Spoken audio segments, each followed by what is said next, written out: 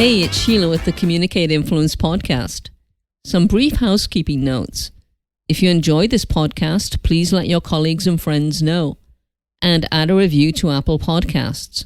Thanks. Today I have a fascinating guest for listeners who are marketers or working in demand generation. It's Gaetano DiNardi, a successful marketer and brand builder based in Florida. Gaetano finished college with no idea what he wanted to do. Because he was a musician and music producer, he threw himself into the music industry. In doing so, he became a self-taught expert in SEO.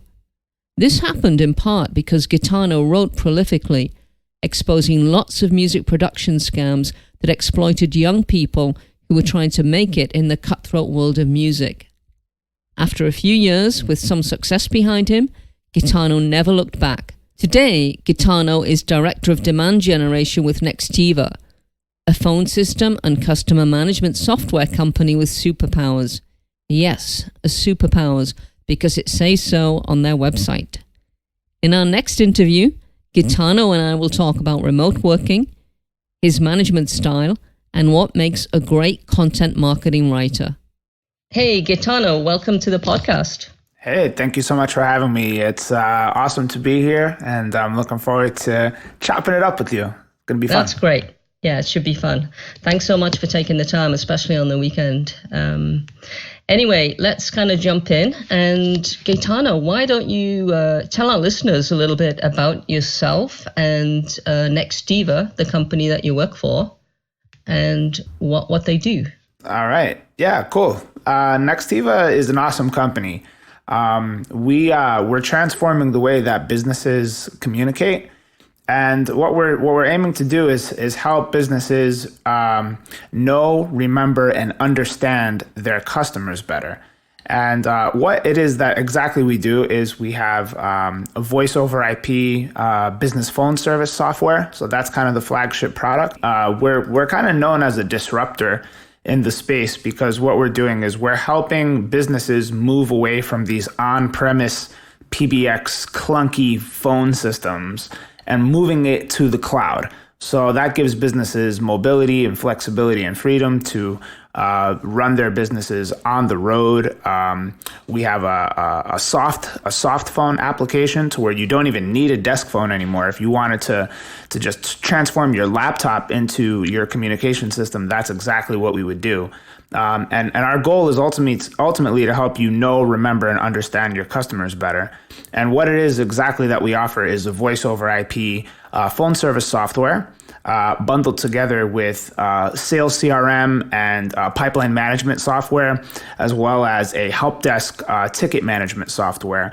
And we combine that together also with a customer surveying capability, an analytics dashboarding tool that kind of gives you this one consolidated view of your customer, all your customer data, customer info, history, sentiment score as well, on basically giving you an idea of when they call, you can see, is this was the last interaction with this customer positive or negative? What is the overall sort of status of the account? Is it in good health? Is it in bad health? And all these sorts of things that are kind of captured with sentiment analysis and AI. And long story short, what we're looking to do is democratize innovation. Usually this type of package would be very, very expensive, but we're starting off at $20 a seat. So we're looking to make this kind of technology available to all sorts of businesses that could benefit from it. And we're looking to disrupt the market in a big way. So that's Nextiva. That sounds really interesting. And it sounds like a very sophisticated software because from what you described, what I gather is you've got the phone system, but you've also got the correct term, but the customer database where you can look in and see the status of an account immediately. Exactly right. And, and that's the funny thing. Most people hear about this for the first time. They're like, wow, this sounds really complex. But actually, the way that we've set it up is almost kind of dummy proof. Like we've went the most basic that you can go.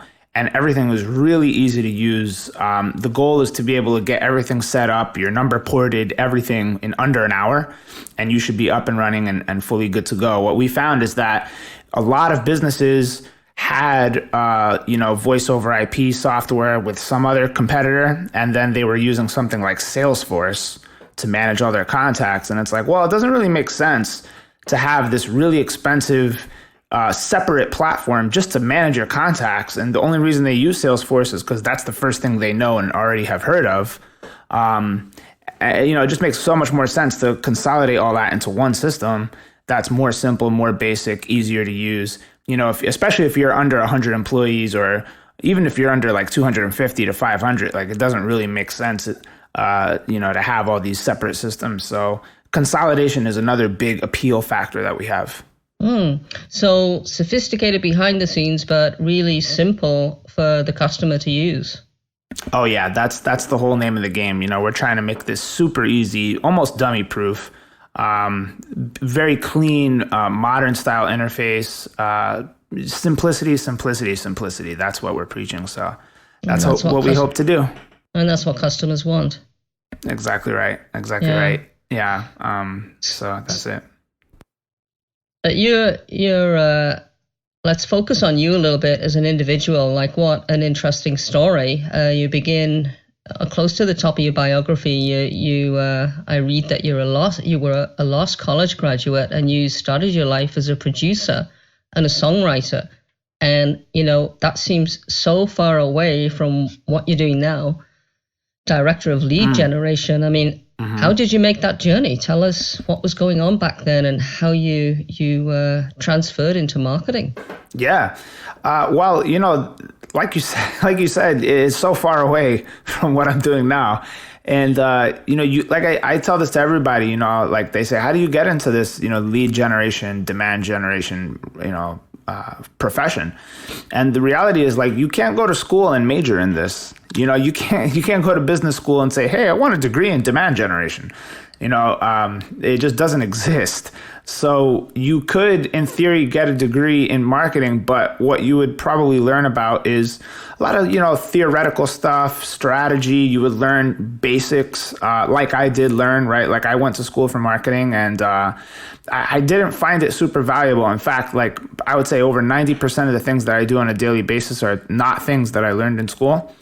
So when I got my undergraduate degree, I graduated during a time where the economy was in a very, very dark place. It was during the Depression time in 2009. So the markets were collapsing, and there was really no way that I could get a job. Like I tried, but I just couldn't because nobody was hiring. The market was in turmoil. So what I decided to do was go to graduate school, which in hindsight was a mistake, I think. Like I didn't really learn anything new. Like it was a little bit more hands-on because it was a technical program. So I learned things like Photoshop and InDesign and all this stuff. But like these are things I probably could have learned on my own. Mm-hmm. And while I was in graduate school, I was like, you know what? I was always passionate about music, like since I was a kid. And I was already kind of just doing this kind of passion project, like making beats, making videos of myself, making beats, building a YouTube channel. I was doing cover songs of popular music that was out on the top 40 charts. And I was also blogging. I started a music website that kind of just shared my journey, things that I was doing, right? Like how was I kind of navigating this new thing that was happening, this new kind of do-it-yourself musician thing. And, I started reviewing music companies that I realized were taking advantage of upcoming people. So there was this one company that was basically charging like $500 for you to go and perform like one song. And they would promise you that, big record executive from Sony Music would be there watching you, and you would have the opportunity to, pitch your music to these executives, and you would have a chance to, maybe land some kind of deal. And none of that was true. They were purely just doing it to take people's money. So unfortunately, I'm one of the only people that had the guts to write about this. So I wrote a lot of review articles about companies that were doing this, and step by step, I was breaking down how they were manipulating people, all the way from like how they were doing like, misrepresentative kind of style advertising, where they would just basically lie with Facebook ads. And I broke everything down, and I started ranking in Google for, music company XYZ scam, or is music company XYZ legit, or all these variations of it. And what I realized was like, all these random people that I never met before were commenting on my articles. And I'm like, how is this happening? How are they even finding it? I'm not promoting it, so what's going on? And I installed like Google Search Console and Google Analytics on my website, and I was just poking around trying to figure this out. And I'm like, oh man, this is SEO. This is what SEO is. Like, they kind of told me a little bit about this in school, but they didn't teach me anything about it or how to actually do it. All they told me was you have to be a good blogger. You have to be a good writer. Ha ha ha. And so I was like, okay, I'm onto something here. I like this because I don't have to promote it and people are finding it naturally. This is cool. So from that point, I was like, wow, like, this kind of is clicking to me. Like, this is something I could see myself doing. So I started writing more articles, and I started getting better at like how to figure out what keywords to target and how to build content that's going to rank in search engines. And I started reading like all these SEO books and stuff. And like my curiosity with SEO just skyrocketed from that moment on. And by the time I finished my graduate degree, I was pitching my my resume and basically my little story to a bunch of basically SEO agencies in New York, because I knew at that point I wanted to work in SEO. And there was one guy who took a chance on me, even though I didn't have proven experience. And he was like, well, if you can present the marketing strategy behind your music career, I'll give you a shot. And he let me basically pitch my whole thing in front of the company. And at the time, there was only like 3 full-time employees because it was really small. And that was my first job. I got hired and I was there for like 2 years. And then I moved on to another software company after that. But that's basically how I got my start. That's pretty amazing. So, I mean, in addition to doing all those things in the right way, you were also writing about something that people were looking for. So it was like really topical and current. That would be an important ingredient, yeah? Oh, for sure, yeah. And you know, it kind of just happened by accident, right? Like, because the reason why I wrote about it is because I almost fell for that scam, right? Like, I saw those ads, like I kept seeing them. And I'm like, what the hell is this about? And like me kind of being more, you know, savvy, because like that's the thing about musicians, you know, they're very googly eyed. They're very easily sort of influenced, right? Like they're all dying to get their music out there. They'll do whatever it takes. You know, the lure of having, you know, a powerful and well-connected record executive from a music company is it's what they all want. It's like the holy grail of what they're trying to do. And nobody wants to do that do-it-yourself route anymore. It's a very hard mindset to flip for an upcoming musician. So they see that as a shortcut. And, you know, there's a company out there kind of luring them in with this false promise. And there's nobody out there to tell them otherwise.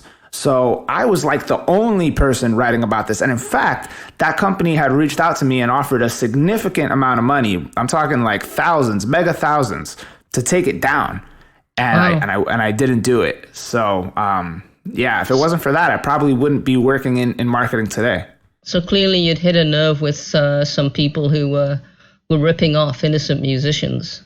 Oh, for sure. But this thing is mega toxic venom. Like, this is a 5,000 word like article exposing every facet of their operation. It's crazy, yeah. But that's my style. Like, when I write about something, like I'm a go all in or nothing kind of guy. So everything I write about is pretty lengthy and detailed and step by step. But that's just the way I prefer to be.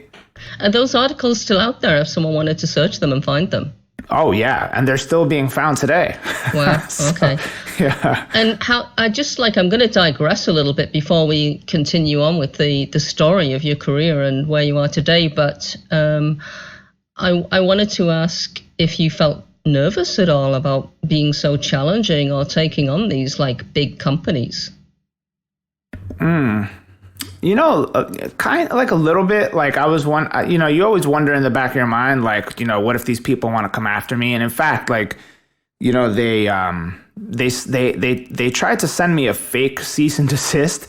So like they sent me a fake email from like a fake lawyer with like a fake document, and it looked legit. But then I just started noticing things like typos in it, and like I looked up like the law firm that was stamped on it, and like it didn't exist. Like, you know, like they tried to use scare tactics to kind of make me remove it at first.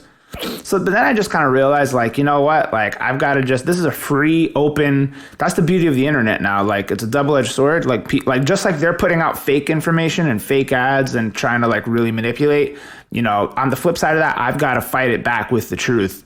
And, if I think of somebody that's like taking on a giant right now that I really admire, it's like Rand Fishkin's battle to kind of expose the monopoly of Google for what it is.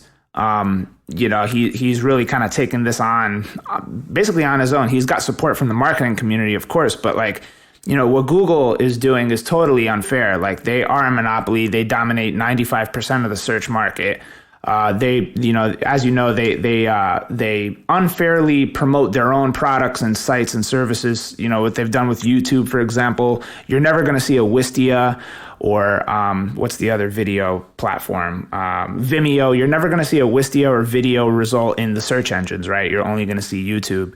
So, and it goes much deeper than that, but like I kind of compare what I was doing to those music sites, kind of like what Rand is doing to Google. That's why I admire it. But in short, no fear. You just got to put it out there and go.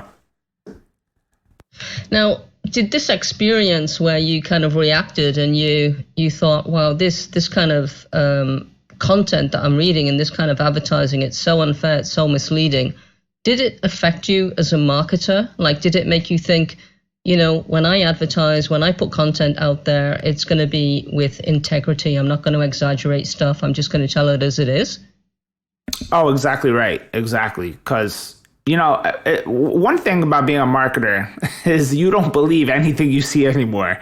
Whether it's TV, whether it's like I believe anything can be faked, and I've seen it all faked before. Like, that's why I personally, when companies try to sell me, for example, and they send me case studies, I don't believe case studies because I know some marketer, hyped it up, wrote it all, right? Like any marketer at any company can write a case study. They might interview a customer and just take that interpretation of the interview, spin it up to be this big, glorious thing. And, there you go. You have this very inflated kind of document that's only meant to close a deal. So I kind of look between the lines if I can. When I'm looking at case studies, I try to find things like screenshots of tweets, screenshots of actual reviews that were left on sites like G2 and Software Advice and Capterra. Like, what are people really saying? So because I'm so skeptical of everything that's out there, it does keep me in check as a marketer. Like, the stuff that I have to put out there and advertise has to be really legit, really authentic. I try to not kind of do the same kind of tactics and strategies that everyone else is doing. Well, that's great. So that would be your advice to people, our listeners who are receiving case studies or looking into getting a product or service. Yeah, what would you say to them when they get a case study or whatever to really make sure it's legit? Yeah, I just don't believe the standard case studies nowadays. Like, when you look at most case studies, what you will see is kind of a 3-part style case study where it's like, what was the problem? What was the solution? How did they overcome that problem? And what was the result? And all that was probably written up by some marketer. And there's no kind of third-party validation as to whether or not any of that is true. So the first step in that would be actually reaching out to the customer that case study is about, which is another problem, by the way, because a lot of companies, they don't tell you who exactly, that case study was about. Like, they'll tell you maybe like, insurance company increases their renewal rate by 400%. And you don't know what insurance company was it, who in the insurance company, did that problem get solved for, right? So I just try to get as many concrete details as possible. And if you're creating B2B case studies, go to these review sites, take screenshots of what people are saying, put it in there. Go to social media, take comments from Facebook and Twitter and even LinkedIn and all this stuff and put it in there. Like, try to validate yourself as much as possible. Use third-party proof, all that sort of stuff to try and legitimize yourself as much as you can, rather than just making it seem like you had some marketer in-house writing up a positive story about yourself. Oh, that sounds really good. Good advice for people. Let's go back to your journey. So you got this, you got a job after proving yourself as a digital marketer kind of by accident. You got your first job in New York, yeah, and you were with them for 2 years. That went well for you. What did you do there, and how did you end up moving on to Nextiva? Oh man, yeah. So I would recommend to any marketer starting out their career or early in their career to go to an agency, because you're gonna get just a fast track to growth, personal and professional growth. You're gonna have to learn how to deliver really challenging work under tight deadlines. So you're gonna learn grit. Right, you're gonna have kind of a no excuses, no BS mindset when it comes to getting work done on time and being like very productive and intentional with all your time. So that's step one. You're also going to learn very advanced things, because you're not just sitting around in meetings all day, and like in-house is kind of slow, right? Like things take a while to progress. Whereas with an agency, you know, you're kind of like churn and burn to an extent. You know, you're doing maybe a technical SEO audit, to maybe a content audit, to maybe a social media strategy, to maybe writing advertising copy. You might even be doing backlink analysis. These are all the things that I were doing. Keyword research. I was writing meta tags and meta descriptions, and writing landing page headlines, and doing landing page tests, learning about conversion rate optimization. All these sorts of things, everything from creative to technical. And I would have never learned all that in such a short amount of time if I were working in-house somewhere. I probably would have got thrown into like a marketing communications specialist type of role. And, you know, I might have poked around with this, poked around with that. But like, I feel like at an agency, you're going to get just such a wide variety of things, and you're going to learn how to do each of those things really well. And that, I think, is probably the most important thing for any marketer in their career, is to at some point get agency experience. Because if you're just one of these in-house marketers forever, there's a good chance that you probably won't get exposed to as much as you could, and you'll be stumping your growth at some point. I'm not saying that you couldn't become super successful if you were only in-house, but I would recommend agency at some point in your marketing career as a kind of a milestone.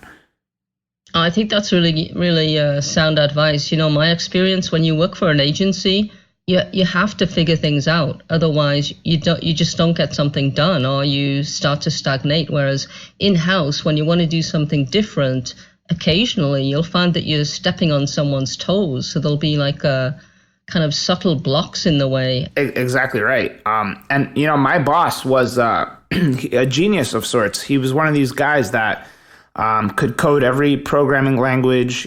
A master in technical SEO, was an incredible copywriter. Still to this day, his blog articles are some of the most advanced and amazingly written, like academic, you know, scholarly level documents on SEO research and technical marketing. So he was also on the road a lot as a keynote speaker. And like you said, you know, I wasn't able to hit him up and say, hey, I'm stuck. Help me figure this out. He's like, well, I'm on the road speaking at conferences. Figure it out or get fired. That was pretty much it. Yeah. That was pretty much it. So yeah, I did have to figure a lot out on my own. And that is also something that in-house marketers just don't seem to have as much. Like they're far more likely to say, well, I'm roadblocked and I need my manager to help me, rather than say, what, you know, third-party resources can I use to figure this out? How can I look up tutorials, how-to guides, manuals, existing deliverables that were already done in the past? How can I refer to those? So that's why I prefer agency experience over someone that doesn't have agency experience. I wouldn't necessarily not hire someone that didn't have agency experience, but when I see candidates that come in that do have it, I'm much more excited about those candidates. But anyway, so I got tired of the churn and burn.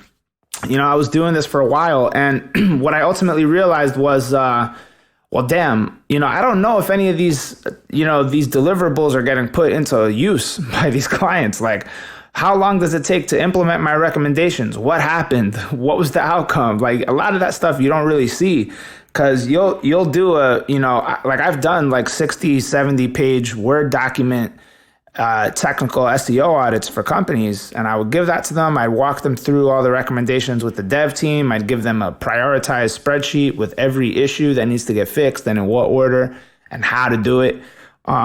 But you'll find that, this is not like the biggest priority for that company. And maybe 6 months go by, they still didn't even look at that thing, right? It's still sitting there. So the reason I wanted to go in-house was to actually, have control of the end outcome, which as an agency, you don't really have as much. Yeah, that makes sense. Yeah, you wanted to steer the boat, so to speak.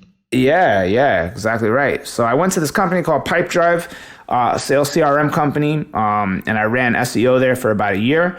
And then I just had a bunch of good opportunities start coming my way after that year. Like I think once you have SEO manager level experience at like a venture-backed software company, you kind of become highly targeted. On LinkedIn, there's constantly like, recruiters hitting you up, like you become more valuable in the marketplace because you're kind of more proven.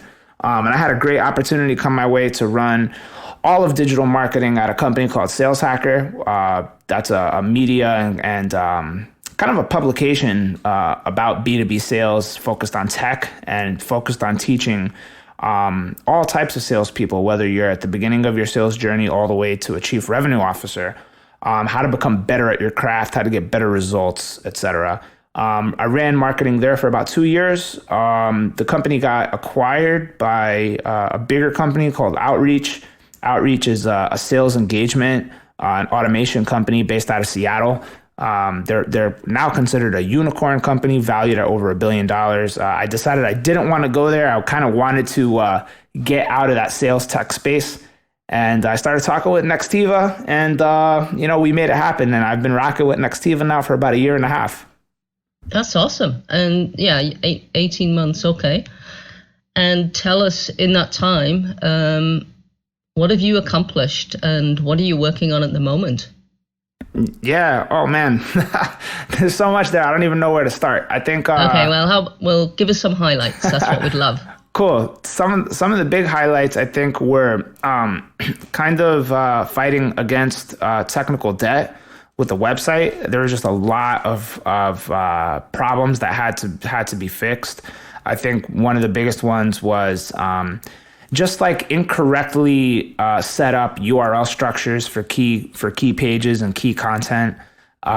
We had to do a deep dive audit on the blog. I think more than like 80 to 90% of blog articles got no traffic, got no links, got no engagement. So essentially just like dead weight on the blog that we had to kill. So we manually audited like hundreds of articles on the blog that were just, completely worthless. And we either deleted them, redirected them to new content, or refreshed them and got new traffic and basically updated the stale content. And we did that across all the blog, all the landing pages. We redesigned the entire website and blog.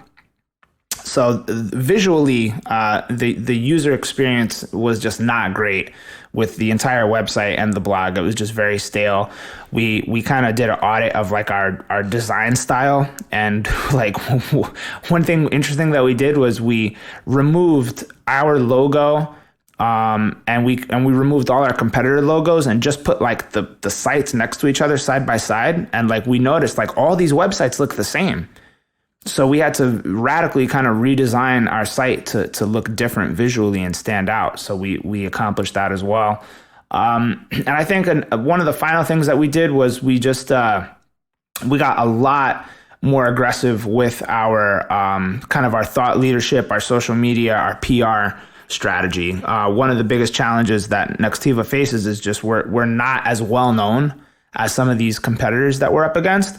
So just significantly elevating our presence on LinkedIn has been a huge kind of milestone for us. We're continuing to push that, obviously. And then we're making a very aggressive push with our PR, our press placements, our guest posting, our link building as well. So those were probably some of the top wins that we kind of got done in the last year. And a lot of the things that you described are quite dry, and they're really kind of methodical projects, but they're so important, aren't they? I mean, if your website isn't right and the URL structure isn't right, it screws so many things up. Yeah, exactly right. It was nothing too fancy. You know what I mean? Like the first thing was not like, uncovering some new viral advertising strategy, right? Like we've obviously made a push for video content as well. We've made video kind of quite a central focus for us in the recent months. But like a lot of the stuff that we did, like you said, was the basics, blocking and tackling, getting the fundamentals right. And because Nextiva has grown so much in such a short amount of time, it's just like growing pains that like no one thinks about that. They're like, hey, we just got to get a page up. Let's just put it out. And what they didn't realize was, well, should this have gone in the /products subfolder, or should this have gone in the /features subfolder? No one took the time to figure that out. So you would have like things that were supposed to be in products that went into features, which is wrong. So then you have to undo that redirect chain. Like you have to redo the URL. You have to rewrite the .htaccess file, right? Like all this stuff. Update the XML sitemap. All these things that people don't think about. Also, internal linking was a huge deal. Like we noticed, like a lot of our best performing pages were not internally linked to the way that they should be. And we saw that like all the internal link juice was going to like 1 or 2 pages, and it was too concentrated. So we had to redistribute a lot of that by redoing the navigation. So like, one thing like always leads to the next. Like you uncover one problem and you dig deeper and you're like, oh man, all of a sudden I'm in a rabbit hole full of problems. And it's fascinating how they're all sort of interconnected with each other. But that's what makes marketing fun. I get the impression that some organizations do struggle with the setup that you described really early on when you started talking about your highlights. And the setup I'm referring to is that IT, or whatever you call your team, will own the kind of website structure or architecture, and you've got either marketing or a public relations or corporate communications team trying to work with a different department on something that they really value. When I worked in organizations like that, I found it quite frustrating. What are your thoughts on that? Like, who should completely own the website and the intranet? Mm-hmm. Yeah, with us, it's a kind of a shared responsibility, and I think that's what makes also marketing so challenging, because I think every company structures it differently. Even demand generation itself, I think every company structures differently or thinks about it in a different way. I think demand generation is still one of those cloudy areas where some people say it's pure lead gen. Some others might say that it's every point before the sale. So you're influencing every stage of the customer journey right before they buy. The way that we kind of do it is we are kind of the nucleus of the marketing organization. So we own all website, all content. We kind of run all things technical with kind of a partnership with the marketing ops team, because marketing ops owns the tech stack. So any technical kind of tool or software decisions, like let's say we need to, add a new layer to our tech stack, we have to run that through them, and they have to, run their process with it. But anything kind of on the tool tech stack management side is marketing operations, and we have to partner with them on that. And then front end development and design kind of sit in their own category, but they are hugely important to helping us make changes and stuff, because the demand gen team is kind of the strategy, and then the design and development is kind of the implementation of that. So we partner quite heavily with them. But the other thing that demand generation owns in our company is the conversion rate optimization process. So the priorities of testing, what we're going to test, why we're going to test it, what are our expected uplifts from this test, managing kind of the history and the learnings of all these tests, because you'll find, interestingly enough, that like a year later, you want to run a test that we already ran. So if you want to run it again, you got to have a different angle to it, right? And also PR and thought leadership and social, we own all that as well. And usually there would be like a marketing communications department or a corporate communications department that runs that. But we decided not to kind of separate that out just because we feel like demand and growth kind of like you should be doing PR with a growth mindset. Like too many companies are just doing PR for the sake of PR. But with us, like there's usually a specific goal behind it. Like we're trying to educate a new persona or a new kind of buyer profile that we want to kind of get in front of, or maybe it's part of some kind of ABM play, or maybe it's purely for link building. So that's kind of how we do it. Cool. So you've got a setup that works for you, but kind of on the PR side, do you have any instances where you have to look at reputation management and let them take the lead and work with your executive team on that? You know, it's interesting. We have found that the SEO team is the best team to manage reputation. Really? And wow. How does that work? Yeah, exactly. So, like for example, the keyword Nextiva reviews. There was a website that was basically unhappy with us because we didn't want to pay them anymore for affiliate leads because they're a review site / affiliate site that would send leads over to us, right?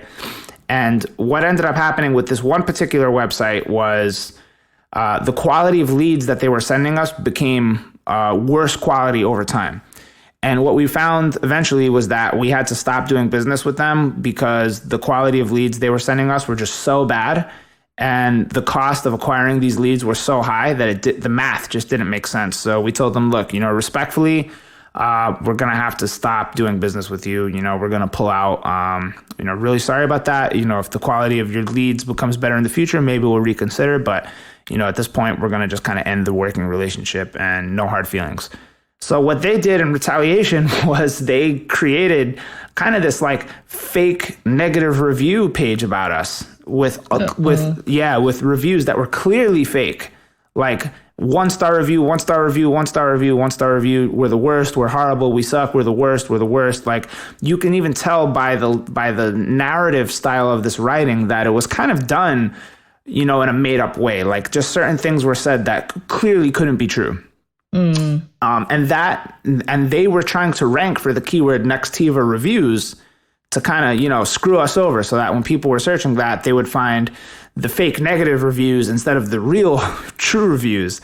So this is why the SEO team is best to handle this, because what we ended up doing was building backlinks to the partners who are telling the truth about us, so that their review pages could rank above that bad one. So we ended up pushing that one way down by helping our allies build links to the positive pages. And that's a form of reputation management, right? But unless the SEO team was in charge of that, like it would be really hard for like a PR team to figure out how to fix that problem because they don't know how to build links. So that's why, the reputation management portion is best handled by the SEO team for us, at least. That's the way that's my view on it. And that's the way we prefer to run it. Wow. What a challenging problem, eh? Gee, that must have been hard for you. Yeah. Yeah. Not fun. I mean, in that instance, I can totally see why you would use SEO with their skills to deal with that kind of reputation problem. That makes complete sense. So, in terms of your day-to-day work at the moment, or your plans for like the upcoming years ahead, you've done a lot of the groundwork from what you've described on getting your website sorted out, the team structures, who owns what, who's responsible for what. In terms of your key area of responsibility, demand generation. Tell us a little bit more about that, and in particular, some of the best practices to help some of our listeners. Yeah, for sure. I think if you break it down into smaller, more manageable chunks, it's a lot easier. Demand is a huge area, and there's all these sorts of things happening with demand. There's the landing page optimization element of it. There's like the PR and top funnel brand advertising element of it, even top of funnel content marketing and social, the retargeting, all these things, video. And then when you look, further down the funnel a little bit, creating things like case studies and sales enablement and working with the SDR team to help you. We help them, craft a lot of their messaging as well. Email marketing and nurturing, like it's almost endless. So what you have to do to be successful is really just dedicate your time to one area and not bounce around back and forth all day long between these different things. Like I try to dedicate a day of the week to each kind of specialization that I have to work on. And I try to set specific goals for the week. We run in weekly sprints, so that I think helps a lot as well. But I would say if you're leading a demand generation team, the most important thing to have is people who specialize in each thing. Try to avoid generalists if you can. So, the SEO team that I have, like they love SEO, they breathe SEO, that's all they do is SEO. The advertising team, they're running ads, they're writing ad copy, they're testing different audiences, like they're on it nonstop. The PR team is just working on pitches, right? They're just working on PR. They're not doing a million different things. So I'm kind of like the quarterback, kind of running plays and managing the field, but I have specialists running each vertical of marketing that I need them to run. And I think that is gonna help you, move a lot faster than kind of trying to do it all on your own or kind of mixing up, roles with different specialties. Try to keep it specialized as much as possible and you'll go further. And how do you set a time frame for measuring results? Is it monthly? For example, if you put a new tactic in place or a new technique, how long are you going to let that run before you think, well, that's clearly not working? What kind of measurements do you have in place? Yeah, I think it depends on what you're doing. But, for SEO, for example, it might take 6 months before you start seeing significant movement for like a really hard keyword. So it depends on what we're trying to do. Like we know based on a keyword difficulty metric, how long it might take to see a result. But for other things like conversion testing or A/B testing, we'll know once we hit our result after hitting statistical significance.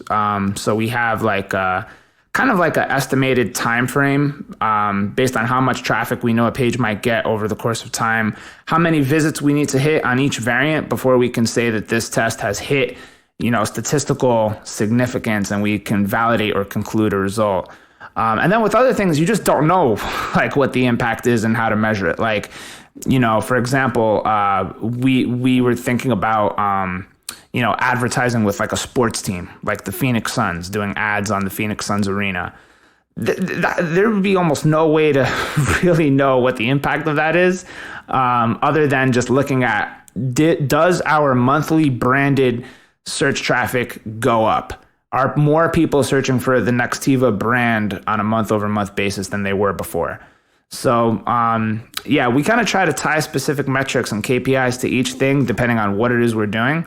But in short, some things are more measurable than others, and we try to stick with things that are more measurable, of course. But in some cases, you got to just go with gut and just roll with it. So that's kind of the way I think about it.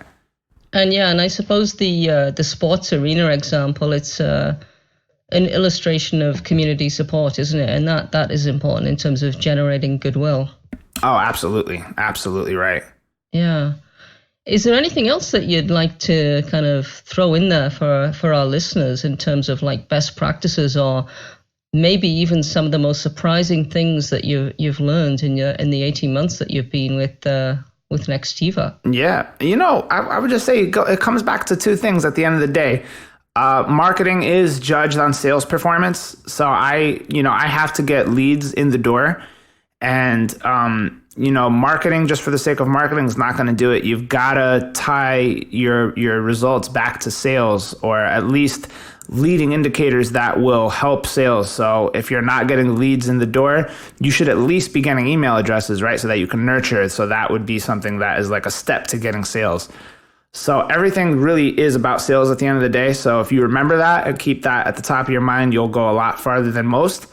And I don't know, I guess the other thing is just like it's blocking and tackling at the end of the day. It's really getting the fundamentals right, executing better than everyone else. There's no magical demand gen strategy that's going to set you apart from everyone else. It's truly about who is executing better at the end of the day that's going to go the farthest. So those are the top two takeaways right there. That's fantastic. Well, I know, Gaetano, that we've agreed that we're going to do a second podcast interview with you, and we'll release that next week. We're going to talk about the setup that you have working remotely and managing a team remotely, and then particularly some of the content that you produce for the content teams out there in terms of, video, written content. I don't know if you're doing any podcasting, but for this episode, it's been really great, and I'm sure our listeners are going to get a lot of value out of it. Thanks so much for joining us. Oh, it's my pleasure, and thanks again for having me. It's been so much fun talking about this stuff. I feel like we could geek out over it for hours, but for now, it is fascinating, isn't it? For sure. I guess for now we'll call it a day, and we'll see you on the next episode. You bet. Take care. All right. Thank you.